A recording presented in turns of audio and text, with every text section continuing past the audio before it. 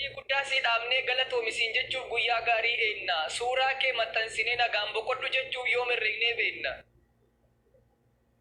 Mee maaltu maal ta'e takkaadhuma ol jettee nutti hin dubbattu. Qallayyoo hundeessaa gaanfuree guddattu. Warra gara jabinaan uummatatti jaallatturraa jiidhaatti si mure. Gaafas eenyufaa argite eenyufaatu ture. Afaan kee dubbatu. Wajjin teessee asooftee wajjin nyaattee dhugdee kan beektu keessaati. Moo kan itti hin beekne fuula keessummaa fi fuula bineensaati. Dhoksaa si dhaqattee dhoksaatti si tootee eenyu fa'i haacee warra akkasii goone. Aarsaa godhamuun kee silaa kee kan dhabu. Maal balleessite immoo siin jedhan waan sitti man qabu. Kanatti hojjette kanatti dubbatte kan biyyi dhaga'e. Dubbii keessa kam xumurtoo kan argee. Kan durii kan ammaa kan gamaaf gamanaa. Dubbii dhumtan dhaa'ee aarsaa si taasise kamiree namana. Mee nutti mi haacee qixxee kuma. Maal ture ree jechi kee ni gaafas galgalaan ni gaafa dhuma. Qarqara du'aarraa gaafa dhagaa dhaamte.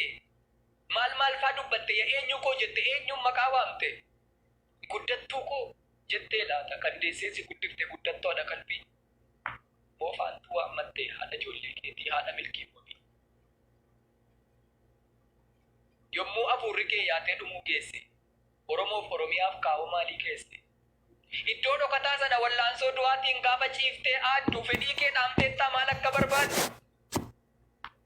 Moo hidhii ciniinnattee seenaas yaadattee. Akkuma kee durii duratti dhaadatte. Akka yaadinitti bakka yaadinitti duubaan natti dhuftu. Yakkaa maaliin qaba maaliif na ajjeeftu. Gudeelcha gabrummaan baachuu dide malee buddeena gadhummaan nyaachuu dide malee gowwoomsaaf fakkeessaan kulkulfadhe malee dhibee Oromoo koo fi dhukkubsadhe malee uummataaf saba koof ta'uu malee dhiiroo maala yakke dhiiroo. Hojjedhees jiraadhees anoon baane dharraa maaliif na ajjeeftu jiruuf mana koorraa. Ijoolleen guddisaa xiqqoolleen turtanii maaf yeroo kanatti du'a naaf murtani. Egaa erga gootanii egaa erga ta'e. Maaf lafatti badaree akka burqaa yaa'ee. Dhiiga koo dhugaa kaayoo siniif si faaye. Maaf lafatti badaa maafan biyyoof laadhaa. Lafee fi foon koo kukkutadhaa nyaadhaa.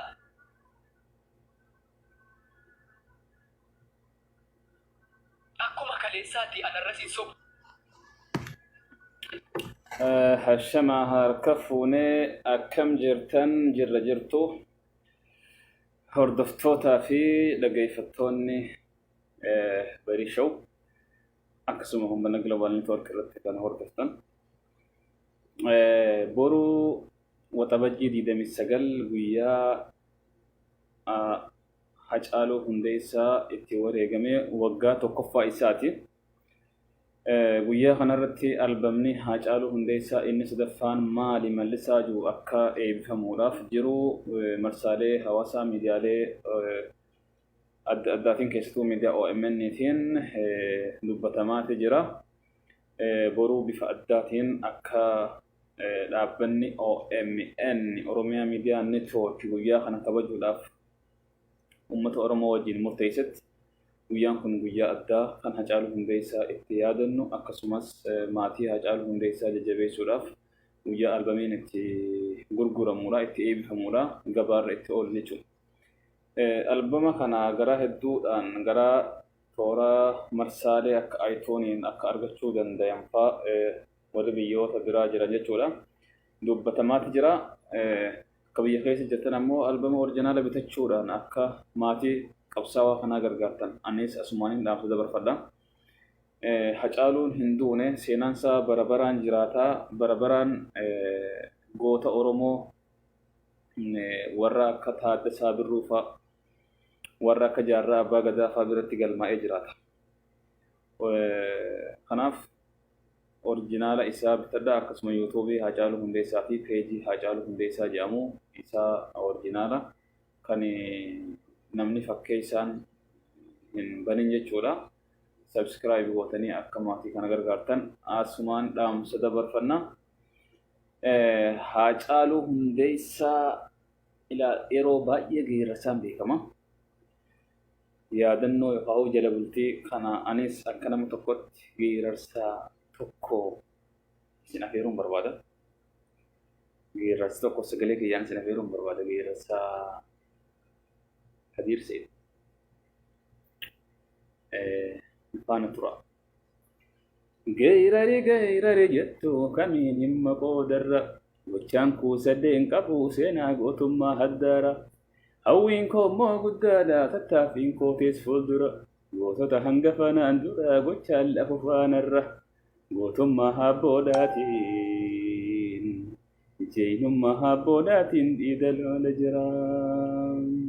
Dhiiga kan koonna dhiiga lafee kootiin na lafa. Foon isaanii na ragaa hawwiin koo qaata sokkee irra hafuun na afafa. Geeraree baallee kaayyaddu istiqballeetti hin qaanfadhu. Abaabootu na goota abboo kee haa tuggata. Bakka isaanii nan qaddu. Faraqaatoo falmataa. Onnee isaaniitiin daalee caayaa isaaniitiin oole. Faraqaatoon fafeessu eeboof wanta abboole. Dhaqaa keessa hagoogee. Luinoomatti daboole. Yaani madda gootummaa abaaboorraa na as burqa. Abaaboowwan koo abboole gootota habalee hamooqa. Guyyaa kan koon hayyamuu xureessuu isaan maqa. Naa lubbuu miilaan deemu waatti lakkisu quuqa. Boquu nyaaphaa hireeluu gama diinaa uggure. Muuda waraanaa ciree dhiiga diinarra mare. Abaaboowwanii abboorraa dhaalaan hele handura. Haqaan qaba geeraruuf. Heera kamtu na dhoyra. Dhiiga diinarra haramta. Yaa qawwee kiyya qawwee tolcha faarisa lama. Okoon bulchitee achiftee gungumtee baaftaa guma. Luyni maaliif si horii dandeesseeti si dhima. Dhaqaa keessa si darbee balballaan sitti timaa. Danda'uu na walii na wal mi'iyadhu. Danda'uu na walii na wal inis falmadhu. Gootaan mi'aatee beekaa bakka hin buune himadhu. Harka gootaa bikki kee dirmachuutti yaddu.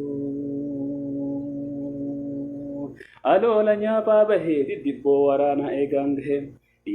Diinaan fuullee gattaa'ee ergaan dhufaasa toohee.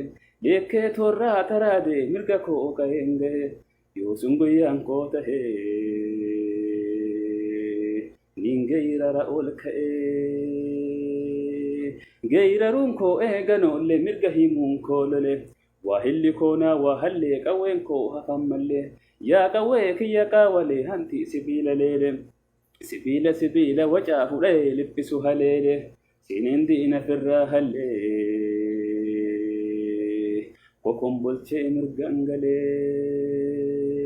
galee. Qawwee kiyya yaa qawwee sibiila qaawwa qalla. Ligidaa hangushteetii afaaniin tufta'oowwan. Gubaalaa balee heeboo siitu arra dhoowwe mi'a. Tihuukoo ilma ayyoo. Yaachifeetiin siinahaa. Qawwee kiyya yaa qawwee waa ila koonaa waa hallee. Silaan du'ee kombolee garaa bineensaa galee. Si lubbuu na'ee walee. Hirreen koo irraan galee. Geerasuma kanaan sagalee kiyyaan akka Kadiir Seeditti jechuu baadhus isin afeere. Kanaaf Haacaaluu Hundeessaa hin duune abbaan geerarsaa abbaan qabsoo Oromoo aktiivistiin Oromoo kan bara gabaabaa keessatti yeroo gabaabduu keessatti qabsoo bilisummaa Oromoo keessatti qooda guddaa fudhatee sadarkaa hin eegamnii kan mul'ata jechuudha. Dhalaan akkasi. Haacaaluu Hundeessaa hin duune seenaan isaa bara baraan jiraata. Haacaaluu Hundeessaa tokko yoo du'e miliyeenaan dhalata. Siigalee miliyeenaan dhalata. Tokko du'u miliyeenaan dhalata.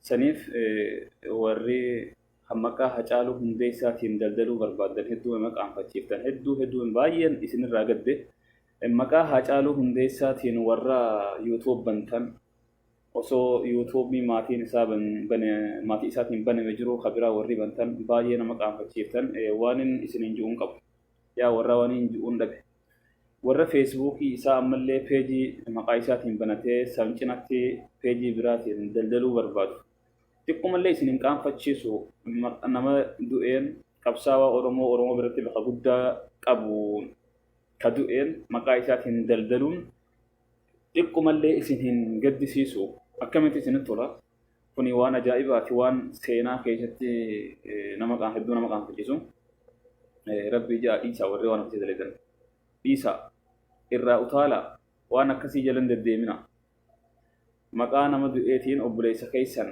ka du'e foonsaa nyaachuu jirtan kanaaf baay'ee nama gaddisiisa keessattuu warri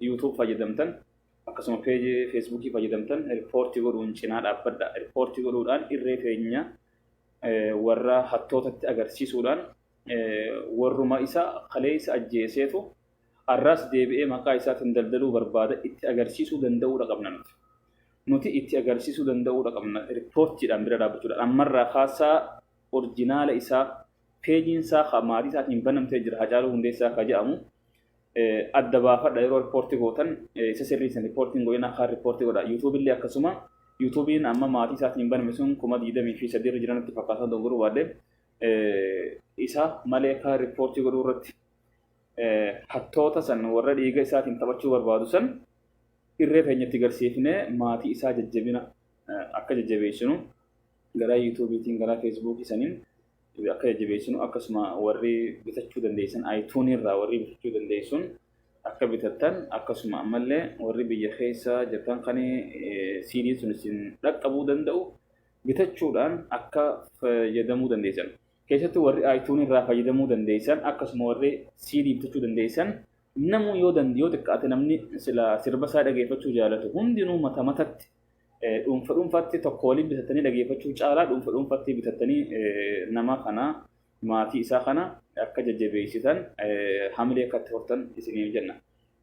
Waa'ee siidaa gaafii takkaatu garaana nyaate waa'ee siidaa maal jettaa siidaa tokko maqaa Hacaaluu Hundeessaatiin mootummaan akka dhaabbatu irratti yaada kaasanii turanii siidaa san irratti maal jettaa jennaan na haa darbuu jette haati mana isaa baay'ee garaa nama nyaata maaliif akkaataa isaan Hacaaluu Hundeessaa godhan Hacaaluu Hundeessaa eenyu akka jeese maatii isaa tolchanii beekan garuu na haa darbuu jette warruma dhiiga Hacaaluu Hundeessaa dhiiga saree godhate ammallee deebi'ee maqaa isaatiin qarshii sassaabee maqaa isaatiin naggaduu barbaada daldala kasaaraa daldaluu barbaada waan hedduu nama qaanfachiisu waan hedduu nama ajaa'ibsiisu jechuudha inni karaa YouTubeetii fi karaa Facebookiitiin daldala banuu barbaadus warruma dhiiga isaatiin taphatee maqaa siidaatiin qarshii nyaachuu bareetu tooftaa haarayaan dhufe jechuudha ammaas warruma gartee isaaniif warruma sani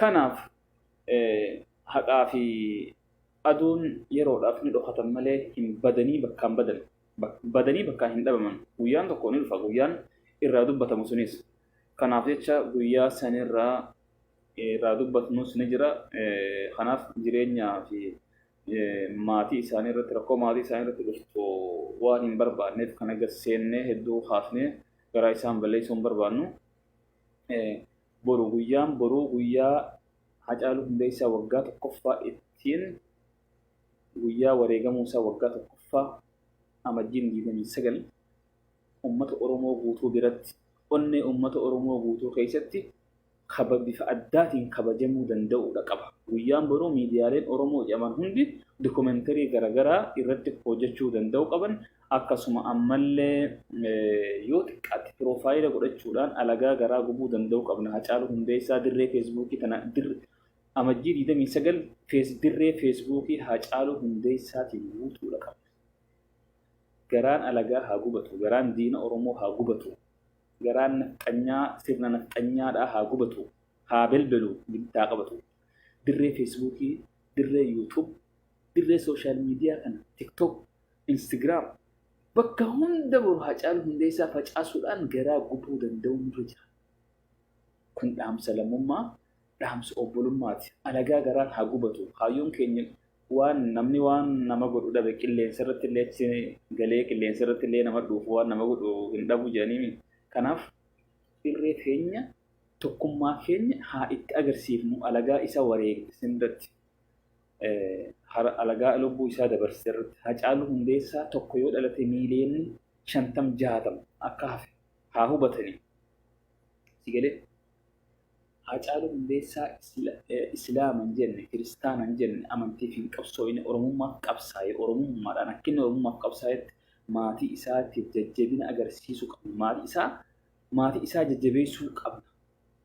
Diina immoo hamilee buusuu qabna. Hamileen diina keenyaa abdiin qaba akka boru buutee akkana taatu. Hamileen isaanii akka burrooytu. Hamileen isaanii akka bururuyxee haftu. Kaayyoon Haacaaluu Hundeessaa itti ajjeefi. Kaayyoon isaan Haacaaluu Hundeessaa ajjeesaniif akka galma isaan yaadatan hanqatte itti agarsiisuu danda'u qabna. Kaayyoon isaanii galma hanqattee jirti. Saniif itti agarsiisuu qabna. Dhaamsa gabaabaa kanaanin isin akka nama tokkotti dabarfachuu bahee galatooma isin